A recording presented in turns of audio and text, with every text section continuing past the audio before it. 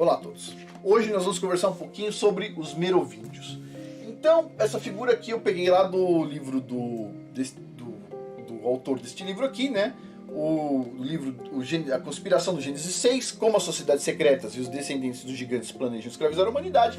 Peguei essa figura aqui e aqui tem aí os reis merovíngios e tudo mais, aquela coisa toda.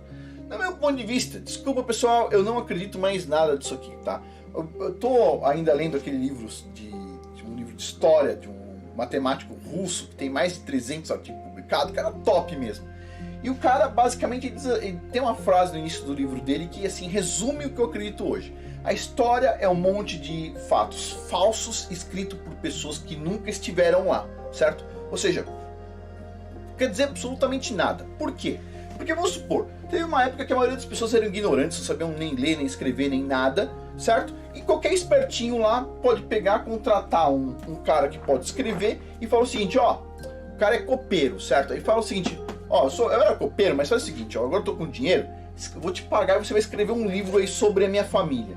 Meu avô matou um dragão com o dedo mindinho dele, depois o meu pai construiu uma torre, não sei o que, depois eu fui lá e fiz tal coisa, depois meu filho contrai a genealogia, sabe? Então assim, desculpa pessoal, eu penso o seguinte, se hoje em dia a gente já não consegue ter quase assim contraditório, certo? Quando começa a ter contraditório, os caras começam a cortar, eu não acredito mais em história nenhuma, ponto, não acredito mesmo, tipo assim, ó, desisto.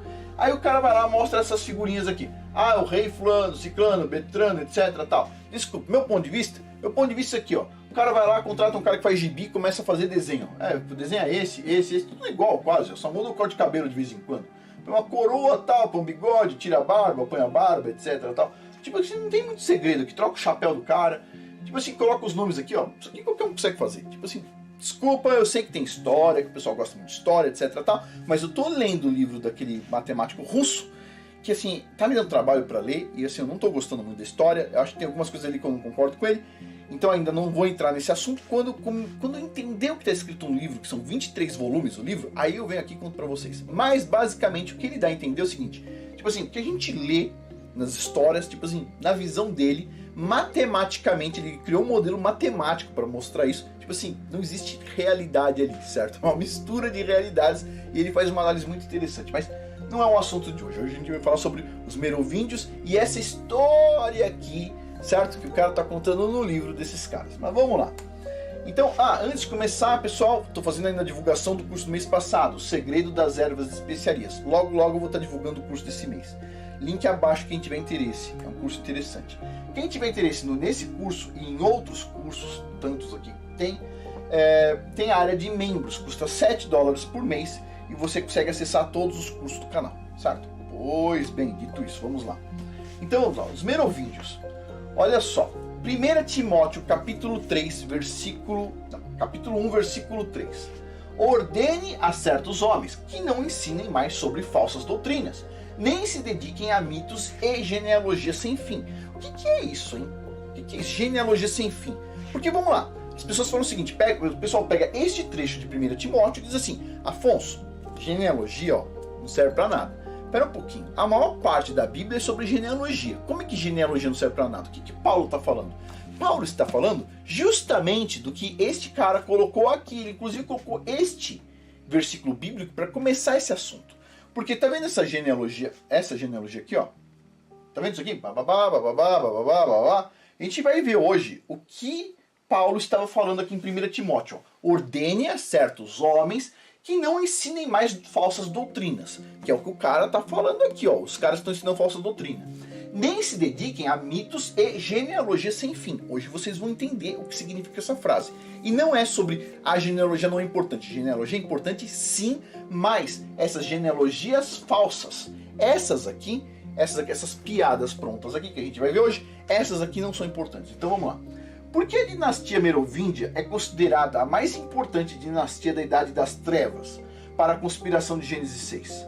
O que tornou a dinastia merovíngia tão misteriosa? Então vamos lá, vai falar sobre os merovíngios e Idade das Trevas. Idade das Trevas, na visão de várias pessoas, aquele tempo fantasma, aquele tempo que não existiu, aquele tempo que o pessoal inventou todas as histórias, tudo que está escrito aqui tempo fantasma não existiu, tá? O pessoal foi lá, inventou a Idade das Trevas, teve o rei X, Y, Z, etc. Tal. Na visão do matemático russo que eu acabei de falar, na visão de um outro historiador alemão, na visão de vários historiadores, é um número pequeno, mas não são poucos, são vários. Essa Idade das Trevas, ela não existiu, ela foi criada. Se você saiu de um ano, falou, agora o próximo ano é este ano aqui, deixou um espaço vazio e um cara, por incrível que pareça, um jesuíta, coincidentemente, foi lá e preencheu essa história toda, ok? Tudo bem, uma hora a gente fala sobre isso. Mas vamos lá, continuando aqui. Os merovíndios não apenas derivam dos alegados descendentes de Jesus. Eu estou colocando Jesus porque eu não vou aqui colocar o nome do Messias Yahushua, certo? Porque os merovíndios eu não sei como é que é o negócio aí. Então vamos lendo aqui, ó.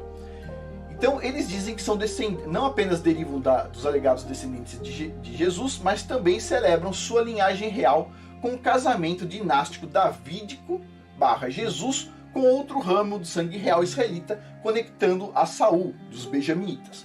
Então, para quem não sabe, o primeiro rei de Israel era da tribo de Benjamim, Saul, e aí Saul foi substituído por Davi, da tribo de Judá, certo?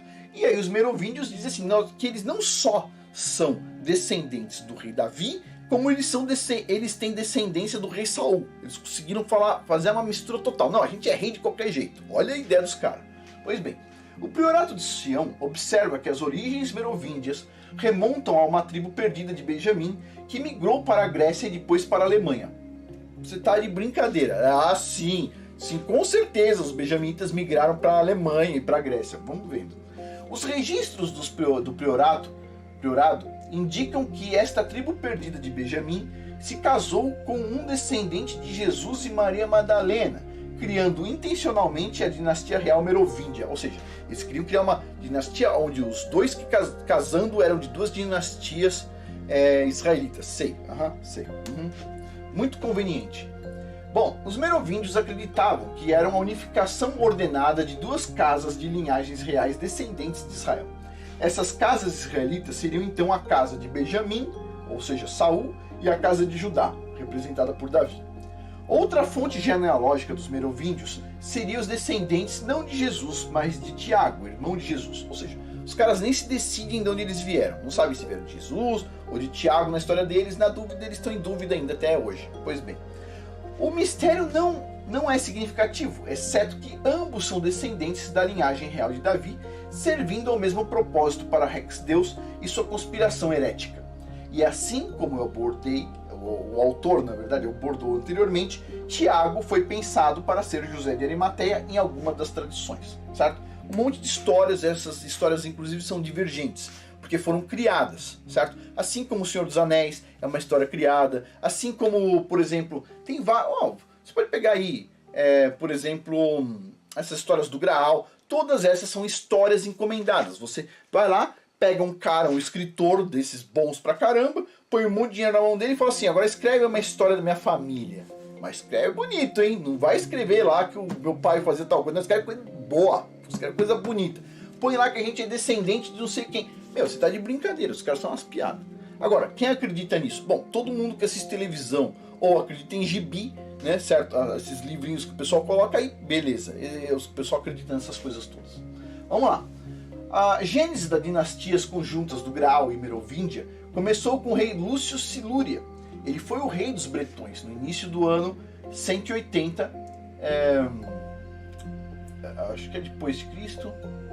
Bom, da Era Comum, então depois de Cristo. A Grã-Bretanha foi amplamente evangelizada com o cristianismo celta sob o reinado de Lúcio, depois que ele foi batizado como cristão.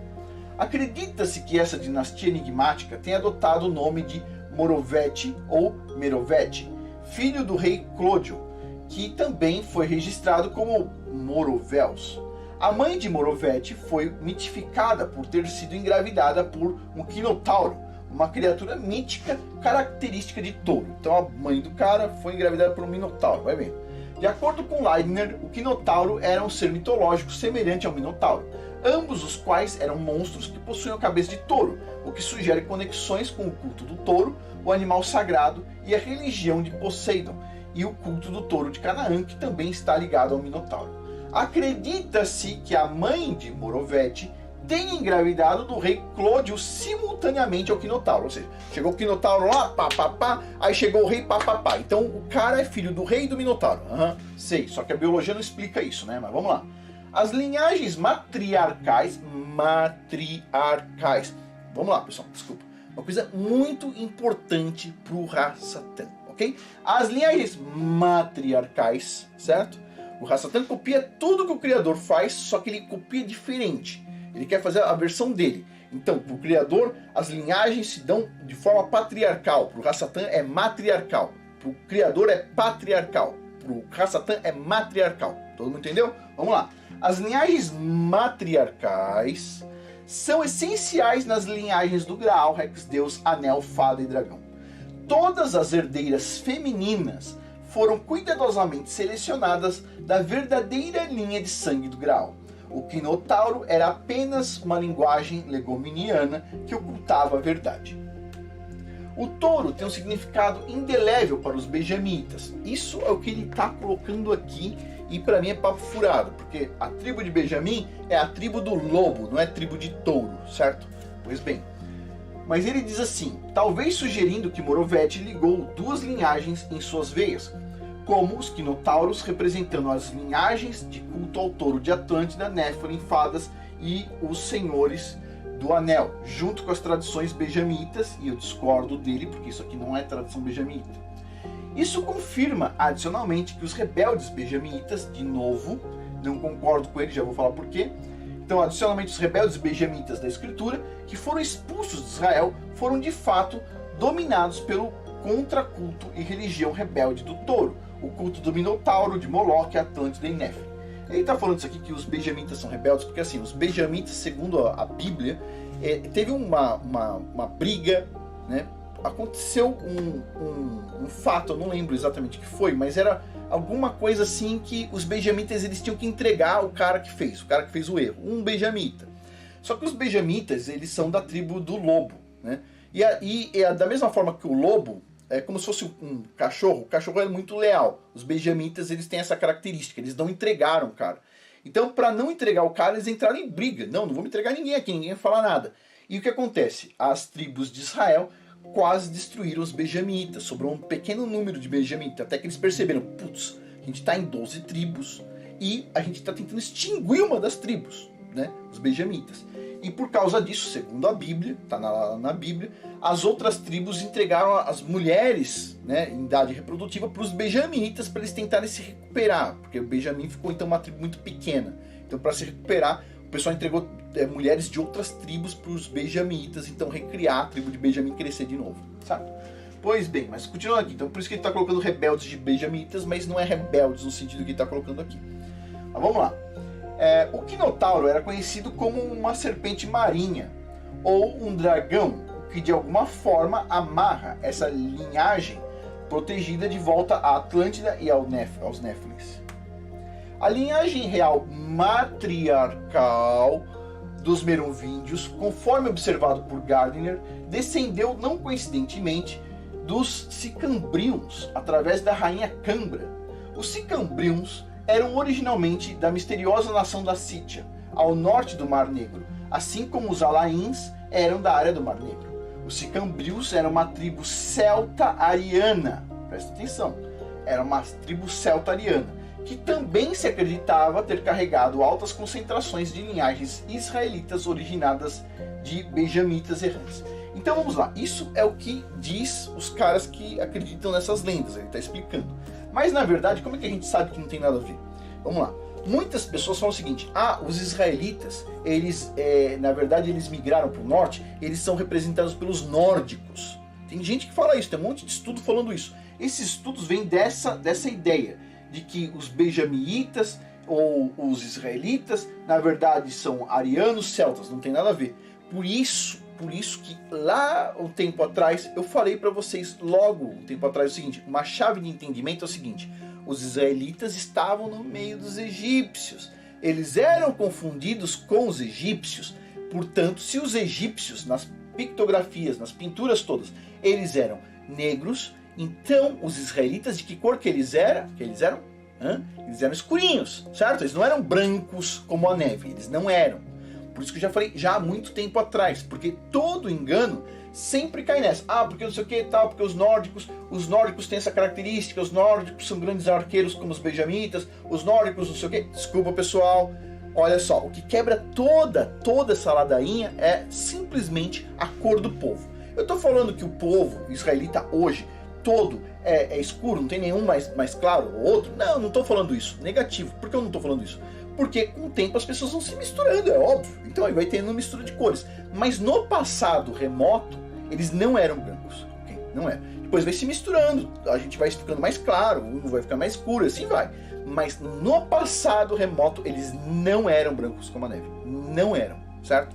Dito isso, continuando aqui. Se você entende isso, quando o pessoal vem falar uma história pra você que no passado os celtas eram israelitas, tipo assim, você já dá risada, porque você sabe que os celtas, eles eram extremamente brancos. Os arianos eram extremamente brancos, cor da neve. E os israelitas no Egito, lá na África, junção da África com o Oriente Médio e etc. tal, eles não eram branquinhos. Ponto. Então, continuando aqui. Então, ó, esses detalhes combinam com a crença do priorado de que um ramo da dinastia merovíndia se originou com uma tribo perdida de Benjamim, que primeiro migrou para a Grécia e depois para a Alemanha. Tipo assim, não, ok? Não rola. Não é. A ideia é totalmente equivocado. Ele está contando que o pessoal acredita, mas é óbvio isso. É só pensar na questão de cor especificamente, certo? Tudo bem. Já aprendemos que o dossiê Segredos do Priorado de Sião se refere aos merovíndios descendentes de sangue benjamita. Olha a ideia. Somando-se a essa conexão inexplicável, está a data 23 de dezembro, pois era sagrada tanto para a tribo de Benjamim quanto para os merovíndios. Era o dia da festa de Dagobert. Desculpa, pessoal, não tem essa data aqui, 23 de dezembro, para a tribo de Benjamim, até porque a tribo de Benjamim não usava esse calendário aqui de 23 de dezembro nem nada, antes de tudo se dispersar. Então não existe isso aqui, tá? Isso aqui é o que ele está falando aí, que o pessoal acredita, mas não existe. Essa data aqui não é uma data importante para a tribo de Benjamim especificamente. Após a guerra benjamita israelense, sobre a adoração de Belial, Satanás, muitos benjamitas escaparam para o exílio na Grécia e Síria. Desculpa, de novo, não era esse assunto que ele colocou aqui, tipo assim, foge de tudo que a gente tem na Bíblia, ponto. Então assim, ele está falando simplesmente que o pessoal acredita, tipo assim, não é real isso. Como eu disse, diz o matemático russo lá que está analisando história, né, 23 volumes, ele fala, a história que a gente conhece é um monte de fato que nunca aconteceu, contado por pessoas que nunca estiveram lá, sabe? Pois bem, lembre-se, a história era assim, vamos supor, aconteceu uma guerra. Quem está escrevendo a história, o cara não vai pegar o livro de história, tô vendo, bateu aqui um míssil, aconteceu isso, assim, assado, etc, tal. Não. Quem escreve a história são os caras especialistas em história, que muito tempo depois pegam os recortes de jornais, pegam descrições, etc, tal, e escreve uma história. Ele nunca vivenciou a história, ele nunca viu, é a opinião dele. Ele junta fatos e depois monta narrativas dentro para tentar juntar esses fatos. Ponto.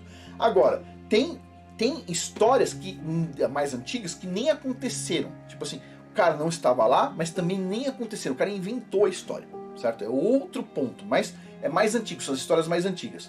O matemático russo ele diz assim, a história que a gente conhece, ela só é confiável de 1540 para frente, acho que é isso, 1540, 1536, um número assim. Ah, quer ouvir uma história de 1200?